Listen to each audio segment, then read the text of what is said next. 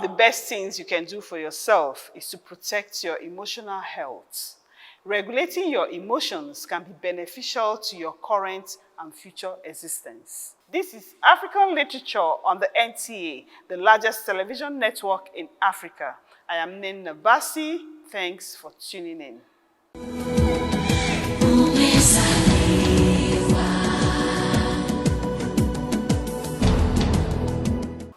This episode looks at Africans' innate ability to love as retold in their stories.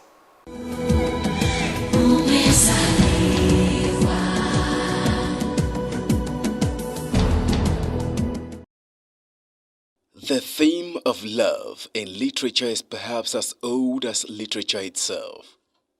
Works of literature across borders and genres have worked around this theme to give out some of the most memorable tales. Africa have been portrayed as a land of savages, devoid of fine emotions, thus the wrong perception when it has to do with love.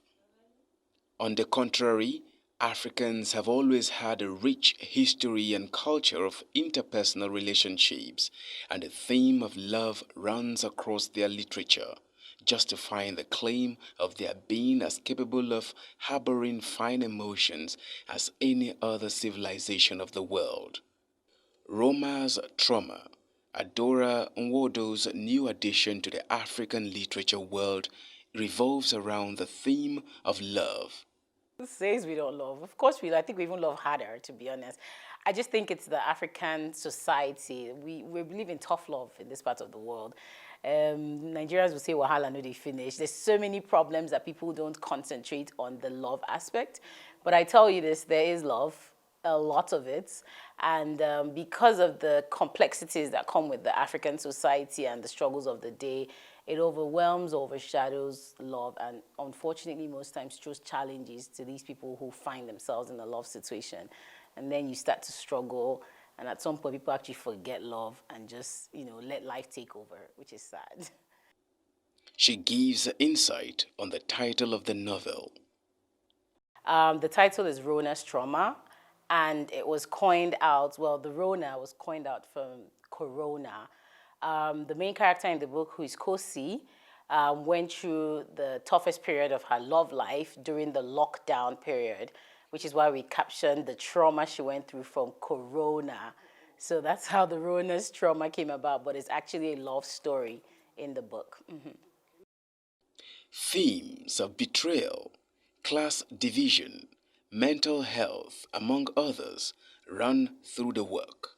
A couple of the themes that stand out from this book is pain, is betrayal, is heartbreak, and ultimately mental health. The real reason behind this book is mental health. It just shows how people go through mental health breakdowns in relationships and marriages today without even knowing it. A lot of people lose themselves in the course of trying to find or chase love, so to say, or an illusion actually of what love is supposed to be. Unfortunately, most of us grew up, like you said, reading Mills and Bones and Harley Chase, and we have a fairy tale idea of what love is supposed to feel like or be like.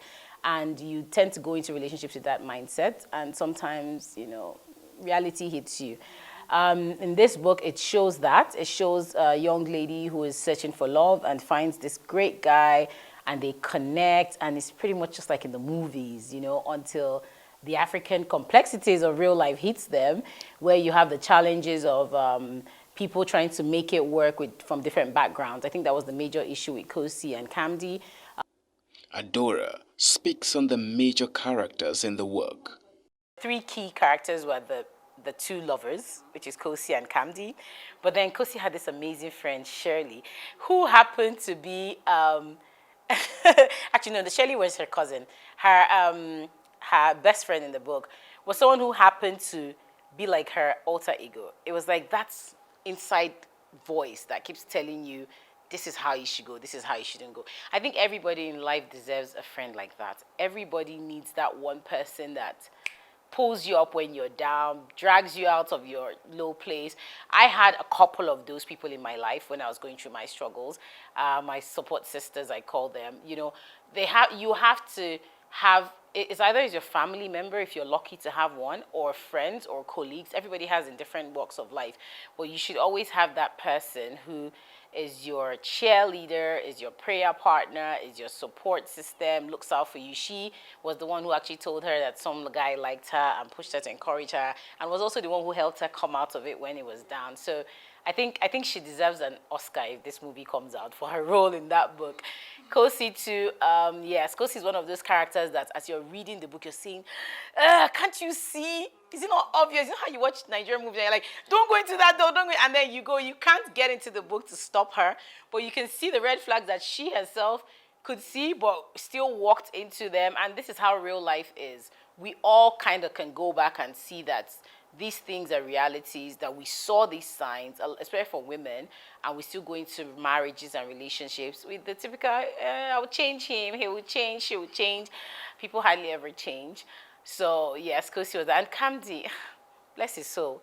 I personally want to believe that Kamdi was a good person. I personally want to believe that he had good intentions from the beginning. I just think he bit more than he could chew. I think he stepped into shoes that were bigger than him.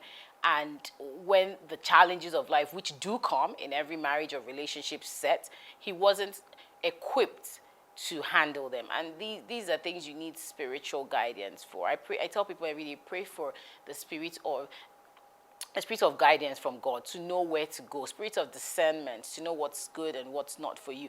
And also just listen to the inner voice. A lot of us listen to people, advice, and you need to be careful who you take advices from. Look at people's life, mirror how good is their own life before you adapt. Like in the book, Kamdi was taking advices from Kosi's cousin, who wasn't even having a great life herself, and then you were taking advices from that person who hasn't gotten themselves together. And in real life, it happens a lot. People take advices from people that are having broken marriages, people that are not having good homes, and then you take those back to your own home. I think everyone should learn to do what works for you. In the African society here, woman rapper, why we be washing plates in your house for your wife. If that makes your wife happy and you're happy seeing your wife happy, please do it. The work identifies the therapeutic nature of spirituality. I would say that I'm grateful for two things. I'm grateful that I went through what I had to go through to get to the point where I felt like I needed to write this book, and it actually brought me closer to God. I've always been a Christian, born in the Catholic faith, but my triumphs and struggles actually made me look for deeper meaning to a lot of things. When I literally felt like nobody understood or like nobody could share with me, there was nobody else to talk to, and I was in therapy. And the good thing was my therapist was a priest. So yes, he when we started our session, he talked about healing from the mind, the body, and the soul. So there were 3 different levels. And when you start going through that kind of session, you start understanding the deeper meaning of life. We all have a purpose, and a lot of people do not know their purpose in this life. And we go around like mortals, like every regular mortal, seeking for the answers by ourselves. Sometimes you would never find them. It's all in the book, whether you're a Muslim or a Christian, in the Holy Book. And that's what I discovered in this journey. And I realized that truly, as they say, God's plans for us are for good and not of evil. And sometimes we need to believe in the process. With the book, as you can see, every chapter had a Bible scripture, like you said. Each scripture spoke to the content of that chapter.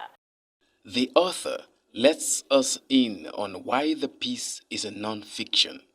I used a little bit of my experience that I went through personally. But then as I was writing, I started talking to people. So some bits were my story, some bits were other people's story, but all told as one person's entity, because technically my story could have ended up like that or couldn't have ended up like that. So it's still all real stories, but told as one entity by one character.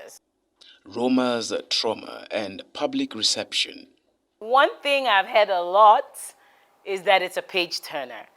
Nobody who has picked up this book has literally dropped it till they finished. I was shocked. I'm not a reader myself, which is funny. I struggle to read because my attention span is 0. I'm constantly thinking of multiple things. So even I, as the reader, for me to review my book, it can take me like 3 weeks. But people have read this book in 2 hours. That is the shortest time I had. Somebody read it in 2 hours. I was like, what? And the people I've read, everybody, one predominant dominating factor is I could not drop it. people are filled with emotions. There's so much anger, like, why did she allow this? How could she take this? God will punish this family. There's so much. And, you know, it gives me mixed feelings sometimes. Sometimes I think, wow, if only people know what other people are dealing with, we would all go into their homes and yank them off the situations. The author describes herself in these words. Adaora Nwodo is from Enugu State, right? I was born into a political family in Enugu State. My dad used to be an ex-governor of my state and a former PDP national chairman and secretary. I am the second child of my parents and a second lawyer. My other brother is a lawyer as well. After university, I came back here and I became an entrepreneur at first, actually. I'm a fashion designer. I'm a talk show host. I have my own podcast and YouTube channel. I used to do awareness talks in secondary schools and entrepreneurship talks to students. So I try to mentor young ladies as well. Then I have a sickle cell foundation, like I mentioned, Ms. D for Sickle Cell Foundation. I'm now a producer, so I produced a movie, now an author all of a sudden. So yes, I do a whole lot of things. I'm also an MC for events. So, I mean, I think that's Adaora in a nutshell. Very simple person. The giving of love in itself is an education, they say. So let's keep giving and receiving love.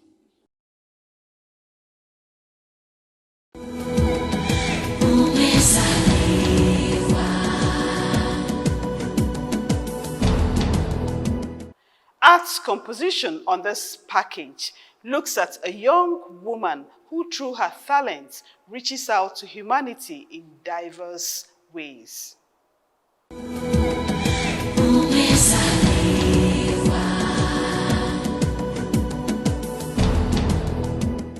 Rona's Trauma is a novel based on a true life story about Kosi and her love relationship, written by Adaora Nwodo.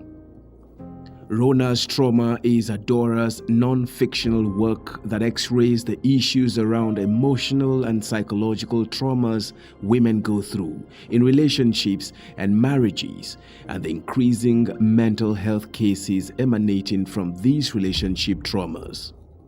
Adaora Nwodo, a lawyer, human resource and media specialist, movie producer, philanthropist and writer, is the second child and first daughter of the renowned Nigerian politician, Dr. Okwesilieze Nwodo, the first executive governor of old Enugu State and one-time PDP national chairman. Adaora had her nursery and primary school education at Our Lord's Shepherd School, Enugu, and University Primary School in Enugu Campus, UNEC. She attended school for the gifted and talented Mina, Niger State, Regina Passes Girls Secondary School, Abuja, and Model Secondary School, Maitama, Abuja.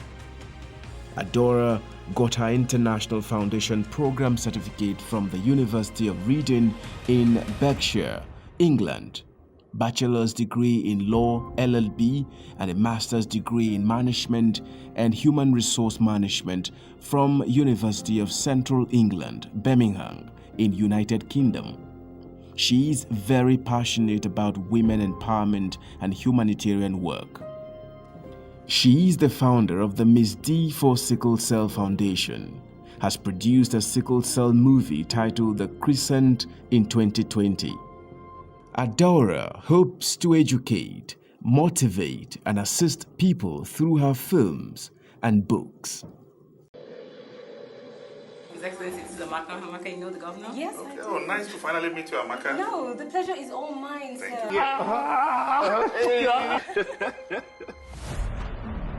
Are you sure you don't want to work with us in the office? Oh, welcome.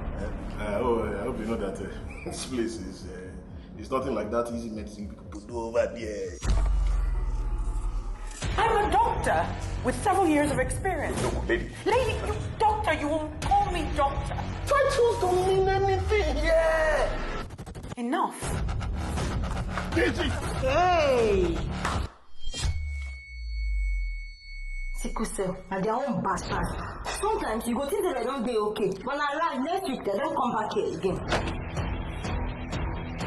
See, we have been in this together, so I understand, Musa. No, we're not. You played football while I sat on the bench watching.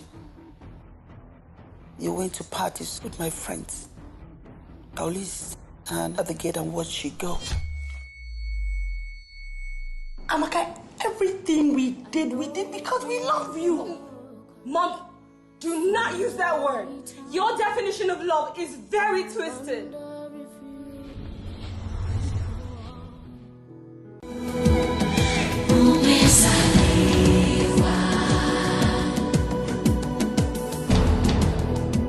Are you trying to create emphasis as a literary writer? Then stay tuned to this program as the next segment will be of help to you.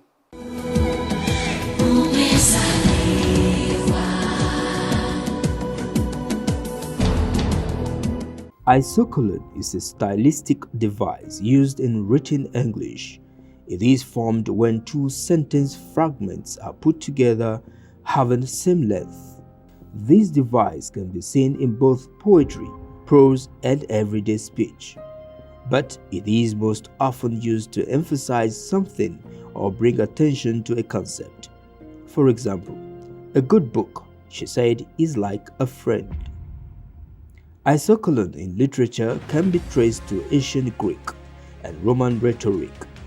It was one of the 5 canons of classical rhetoric, which referred to the art of speaking or writing persuasively. The term isocolon is derived from the Greek word isos, meaning equal, and colon, meaning member or clause.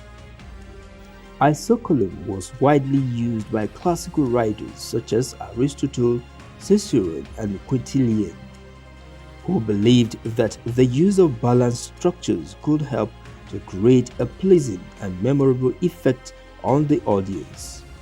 This device was later adopted by medieval writers and continued to be used throughout the Renaissance and into the modern era. Types of isocolon. There are several types of isocolon in literature. These include bicolon, tricolon, tetralogia, antithetic parallelism, synthetic parallelism, and more. Bicolon. This involves the use of 2 parallel clauses or phrases of equal length and importance within a sentence or paragraph. For example, to be or not to be. That is the question. Tricolon. This involves the use of 3 parallel clauses or phrases of equal length and importance within a sentence or paragraph. For example, veni, vidi, and vici, meaning I came, I saw, I conquered. Tetralogia involves the use of 4 parallel clauses or phrases of equal length and importance within a sentence or paragraph. Example, we shall fight on the beaches, we shall fight on the landing grounds, we shall fight in the fields and in the streets, we shall fight in the hills. For antithetical parallelism, it involves the use of 2 parallel clauses or phrases that are grammatically and structurally similar but express opposite ideas. Example of this is, many are called, but few are chosen. In synthetic parallelism, this involves the use of 2 parallel clauses or phrases that build upon each other to create a more complex idea. Example, give a man a fish and you feed him for a day. Teach a man to fish and you feed him for a lifetime. These are just a few examples of the types of isocolon that can be found in literature. The importance of isocolon in literature.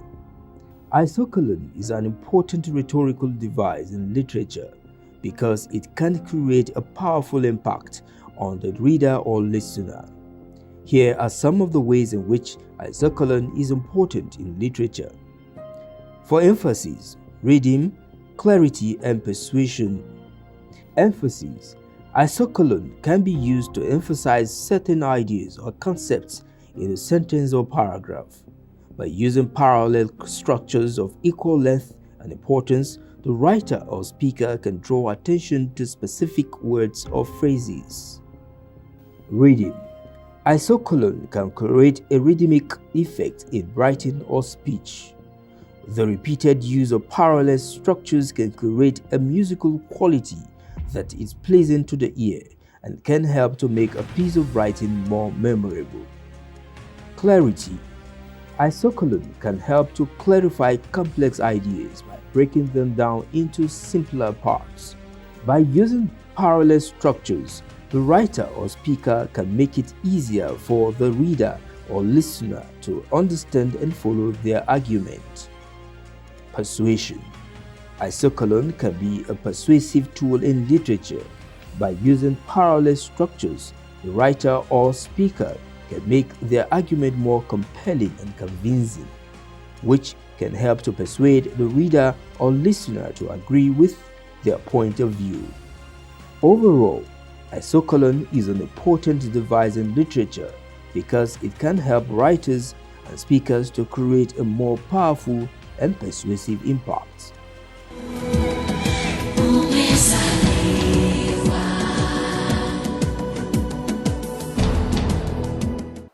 To truly love, we must learn to mix various ingredients as care, respect, commitment, affection, open communication. The list is endless. On this note, we'll drop you an African wise saying while you continue in love. Till same time, bye.